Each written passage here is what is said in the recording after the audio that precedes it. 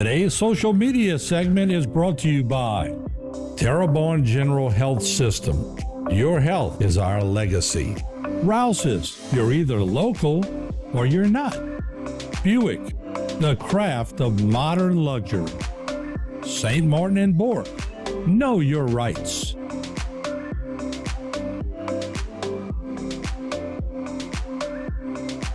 From the moment you walk into the showroom floor at Trapp Cadillac, you understand our commitment to providing a truly exceptional experience for all returning and new customers. Our goal is to make sure you're always comfortable while understanding the entire process of getting into your new Trapp Cadillac. When you drive a Trapp Cadillac, you know performance, bold styling, and our assured commitment to service. One thing you can always count on here at Trapp Cadillac is our excellent service experience.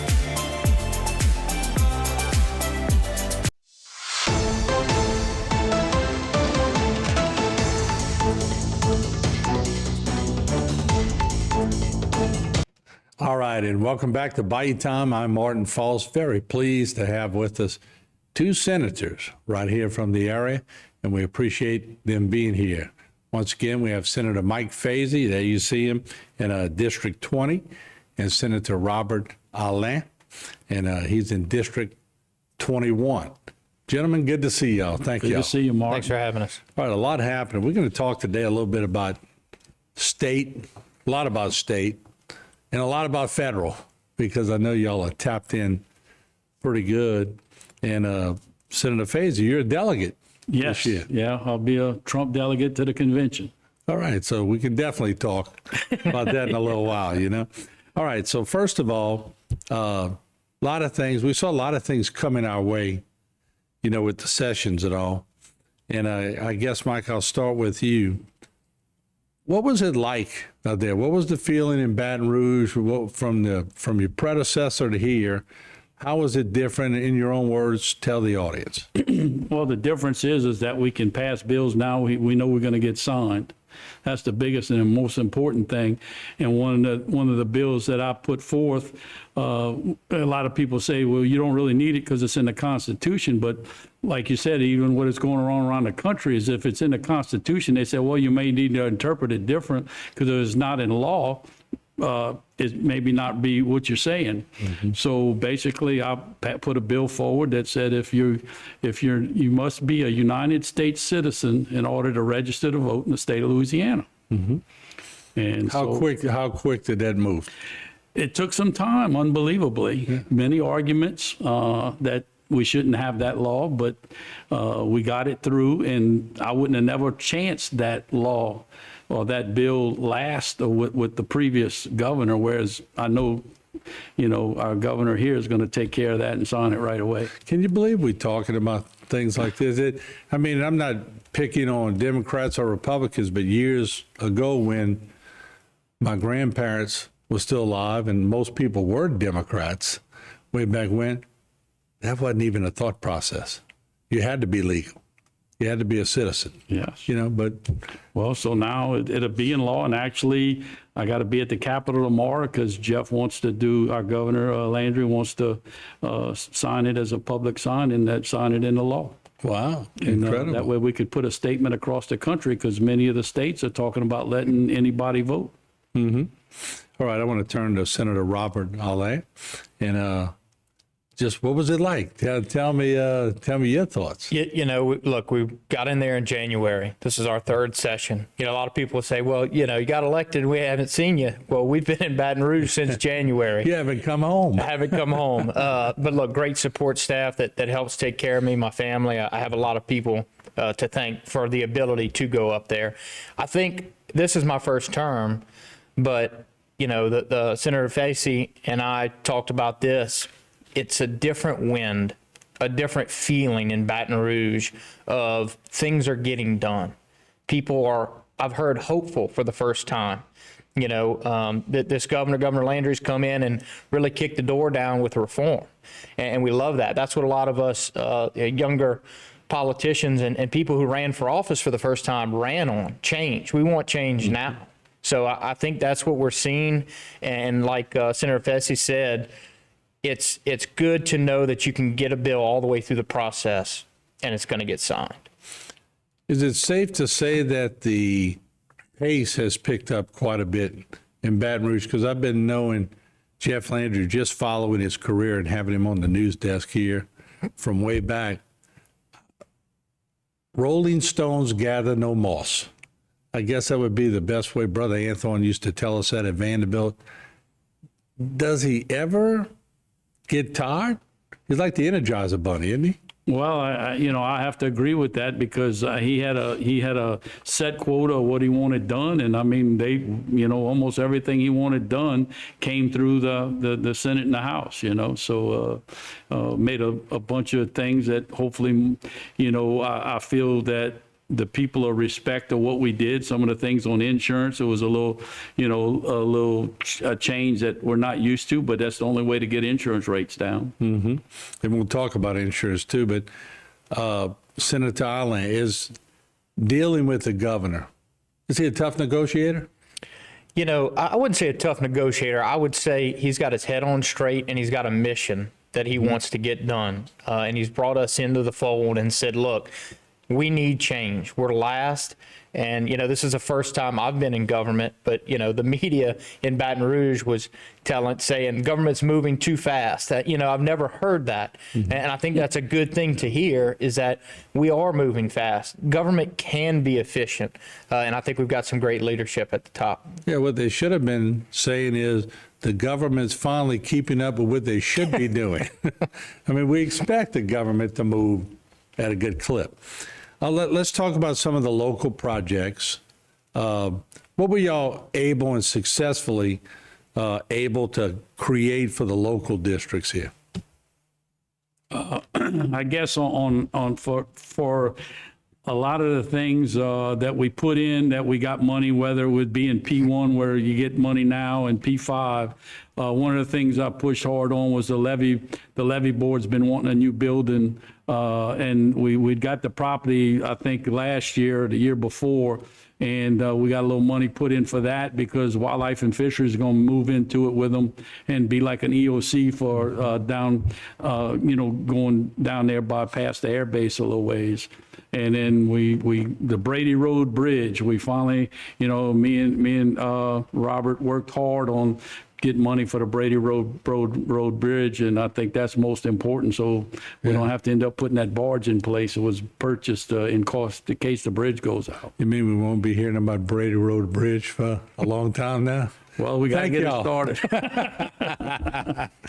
And just to throw a little caveat in here before we take a break, we'll also talk about, they've been catching more pythons in the area. I was at lunch with the police chief today, and he told me they've caught 3 pythons. And I'm going, 3? He said, yeah, 3 in, I think, a short period of time. So are they migrating? I guess that's my question. Actually, you bringing that up, I had just watched all the pythons in Florida, and they said, yeah, they're always far over as Louisiana. So I guess that answers that question. They're coming from Florida to Louisiana to vacation.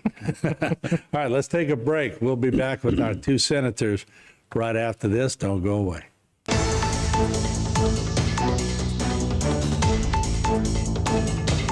Today's social media segment is brought to you by South Louisiana Bank. It's better when we bank together. Waits and Downer, attorneys at law. Terrebonne Ford, built Ford tough.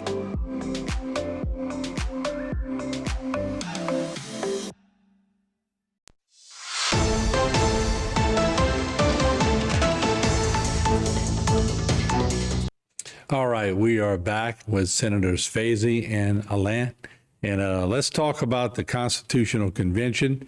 And Robert, we'll start with you this time. And what were your thoughts on the convention itself? Yeah, so we did not pass the bill that originated in the House by Representative Bayou. I think we just, like we had mentioned earlier, government was moving so fast, we didn't think we really had the time to get into it. And I'll tell you, the supermajority of the legislature wants some form of the Constitutional Convention. We know we have to make changes, especially knowing that 89% of our money is dedicated. When we go up there, we're having to try to fix the problems with 11% of the money. You couldn't give me a business that I could only control 11%. So it's a tough job, and I think we need to make some of those changes, moving some of those dedications, into law, into statute, and be able to, with 2/3 majority of the legislature, make changes. You mentioned keeping pace and being able to pivot earlier. That's exactly what I think we need to do. Yeah, of course. Let's talk about, well, let me get your thoughts on the convention. Well, I'm right in line with what he said, because, you cannot make adjustments you need to make with 11% control of the money. Having this dedicated, because some of the money just goes unused, not used properly, I guess. And so we need to be able to control that better. So I'm right on board. We need to do something. But when we do it, we got to make sure we don't get caught in say just a full open constitutional revamp. Right. And I like you guys, but what about that media bill that went, but New Orleans and Baton Rouge had a field day with that one? Were y'all catching heat as individual senators or as groups about what they were trying to do with not releasing some information? Because that was the media dove into that pretty good. You want to hit that one, Robert? Yeah, I mean, look, the number of requests that come into a new administration is astronomical. I saw some of the numbers. So what we don't want to do, we're trying to walk a fine line between protection, for schedules and security for the governor, his team, his staff, his family. But also we don't want their staff wasting all of their time that they should be governing giving information requests. So, we discussed it as a Senate and really got it down to where it was procedural and for security purposes only. So I think we struck a good balance with that. Yeah, and I think it was designed originally. We could make reasonable requests over the years, which we've done as a station here. So I'll take up for the media there. But I see some requests that are basically just ridiculous. Busy work. And it just It's just to keep us busy and spend our money and our time, so we don't have time to really fix the problem. There is, I see both sides to that, but being in the media, we certainly want to have access. But at the same time, you're right. We don't want to bog down everybody where they can't do their job. So there's got to be a happy medium somewhere in there. Let's talk about seafood. That's always a big issue, and I've always said on my shows, when I go shop at Rouse's or wherever, you can take Canadas, all these local stores. And there's a lot of people that look for that, caught in the Gulf. And they really look at that a lot. How has that changed? They need to be, looking at that very, very close. Because one of my bill, SB 62, what it did, it separates domestic seafood from imported seafood. And the reason why we wanted to do that is because now we can start testing the imported seafood for all the bad things that are in it. They're growing it in sewer ponds. They're growing, it's just, I can't tell you where they're growing half the seafood at is in bad, and it's contaminated with, and then full of antibiotics. Actually, I love the mayor saying down in Grand Isle, he says he buys a couple pounds of imported seafood once a year, puts them in the freezer and packs them separately. So when he gets sick, instead of going to the doctor, he eats a couple of the shrimp and he gets all the antibiotics he needs. What does that sound like, David? Calm it down. Yeah. So anyway, what my bill does, along with 4 other bills, it consolidates a lot of things so we can protect ourselves from the imported seafood dangers between testing and all the ways it's I guess put into factories and mixed, blended. So we're trying to stop all of the blendings, to where you don't even know what you're buying. Senator Allen, do you hear a lot on that? And I'm sure you do. Yeah, and I'll give props to my neighbor and Senator Fessy. He took the charge with this one. And I carried a bill. I think he carried 2 bills. Senator Connick carried a bill all about revamping our seafood, the way we test our seafood. Mm-hmm. Our seafood. My bill revamped the Seafood Safety Task Force, which takes in and studies all of this stuff. All of these bills were a package that we all carried. All of them passed, because we've got to give our commercial fishermen a fighting chance. Right. I've been commercially hunting alligators for almost 20 years. Mm-hmm. It's tough business. It's dirty. It's stinky. It can be nasty. These guys deserve, a fighting shot.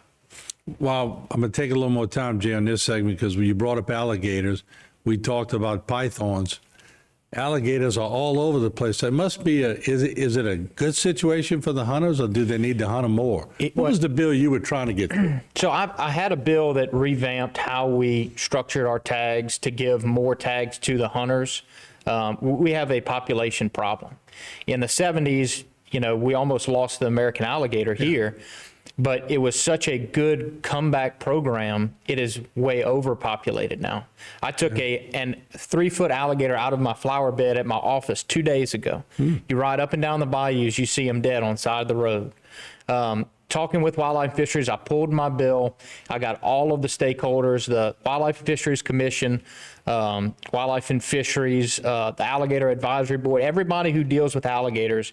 We had a sit-down meeting, and I said, we have to work. I passed a study resolution that requires everybody to get together, study this problem, and present us with possible solutions before next session. You're right, because, I live right on the Intracoastal. When I bought in 90, you see a couple. They're all over. They're in the ditches now. Saw some kids playing around in the ditch the other day and were throwing at something. And I said, what y'all throwing at? Alligator. They go spawn in the drain pipes. Yeah. And they're really all over the place. And that's what I'm worried about, is a kid waiting for the bus, sitting next to a culvert.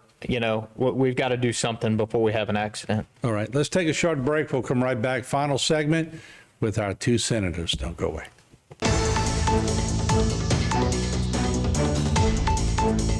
Today's social media segment is brought to you by Alford and Associates for all of your insurance needs. CIS, Cardiovascular Institute of the South, the highest quality cardiovascular care available.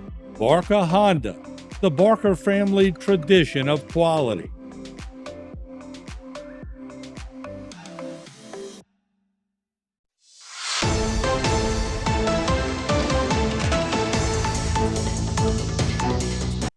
All right, we are back with Senators Fazy and Alain, and I've held the curse word until now in this interview. And just in talking with a lot of people in the area, the curse word is insurance. It's replaced the 4-letter words that we're used to. If you say insurance, people get nervous, they cringe. Any light at the end of the tunnel? I know we've had the insurance commissioner on. He really seems like he's trying. What's y'all standpoint on insurance? Well, being on the insurance committee last term, and I had to switch to Senate Government Affairs this term, but still staying close attention to what's going on and working on it. We have a lot of work to do because we have so many rules and regulations here in Louisiana that other places of the country, even in the other states, don't have, and that's the 3-year rule is one, which I'm sure he's talked about. And that gives someone to come in and be able, an insurance company to come in and get insurance on a house that's worth protecting. If you let your house run down and it needs a new roof and all, they were forced to reinsure it anyway. And so this kind of gives them some protection, because when your roof blows off because you didn't change it, it's all the damage internal that's what cost the insurance companies, and so it's a hard knock. I'm sure everybody's heard that I'm gonna just wait till a hurricane comes and I'm gonna have the insurance company replace my roof, but that's not the only thing that gets damaged. And so they push really hard to get more insurance companies in here, long as that rule goes away. Yeah, Robert, let me ask you. A lot of people have new roofs now because Ida forced them. I've got new roofs all over the place, and I don't know why they've never made this a Cat 5, but over here, when you have sustained winds of 165 plus for 6 or 7 hours, to me, it's a Cat 5. So I got a Cat 5 building, but a lot of people have new roofs. Is that going to help the cost? In the long term, yes. And I got on the insurance committee this term, and I plan on staying on it. I ran a big part of my campaign was about insurance and the unaffordability of it, and what our options are moving forward. And I'll tell you, Tim Temple, our new insurance commissioner, came to our committee with, I think he had 10 bills on the property side and another 6 bills on the auto side. 9 out of 10 bills passed. And he came to our committee as a statewide elected official and said, if this does not work, blame me.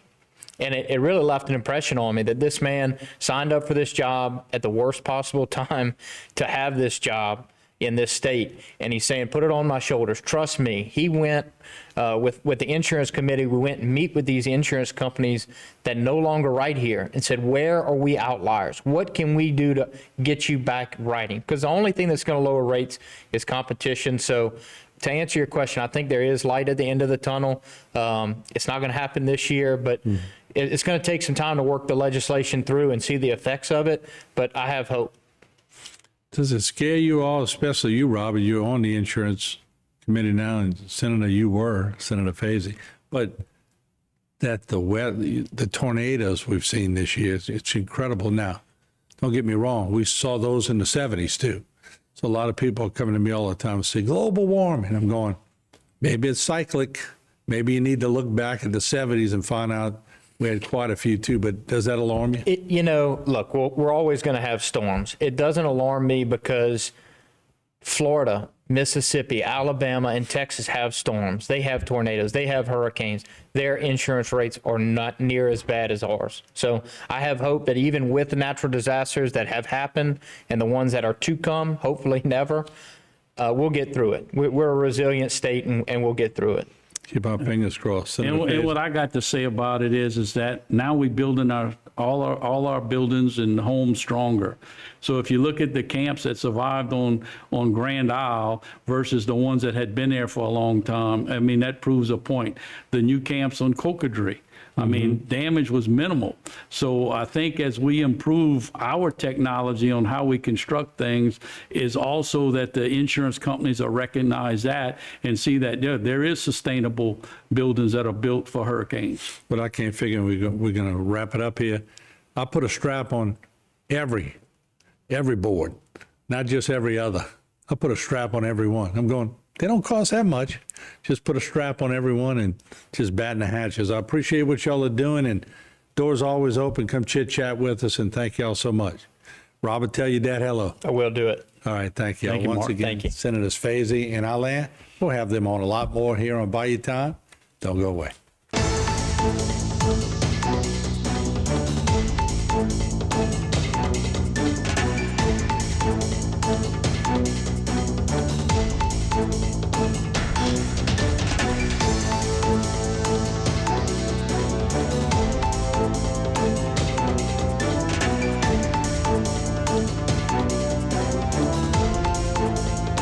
From the moment you walk into the showroom floor at Trapp Cadillac, you understand our commitment to providing a truly exceptional experience for all returning and new customers.